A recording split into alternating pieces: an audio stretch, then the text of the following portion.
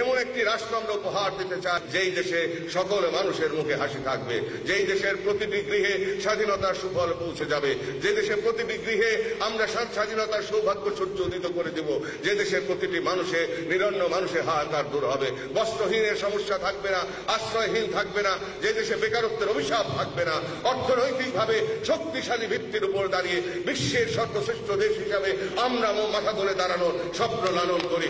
ইনশাআল্লাহ আমরা যদি কেবলাজানের কদম ধরে অগ্রসর হতে পারি, যেই আশা নিয়ে, যেই অঙ্গীকার নিয়ে, যেই স্বপ্ন নিয়ে আমরা স্বাধীনতা যুদ্ধ করেছিলাম, সেই স্বপ্ন আমাদের বাস্তবায়ন হবে।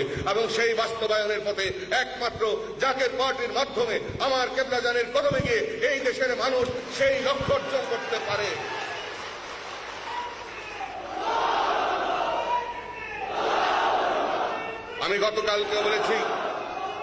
আমি গতকালকে সভায় বলেছিলাম, বারে বারে ঘুঘু এসে খেয়ে যেতে দেব না আর ধান আর ধান আর ধান। বাংলার দুশ্মন তোষামতি চাটুকার সাবধান সাবধান সাবধান। অন্ন চাই, বস্ত্র চাই, চাই বাঁচার মতো বাঁচতে চাই। অত্যাচারী শোষকদের আর মুক্তি নাই, মুক্তি নাই, মুক্তি নাই।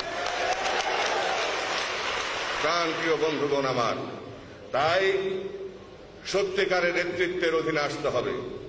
সময় কথা বলে, time is the best healer. সময় সবচেয়ে সুন্দর উত্তর দেয়, আর সেই সময় ধীরে ধীরে আমাদের সামনে আবির্ভূত হচ্ছে। আপনারা প্রস্তুতি গ্রহণ করেন।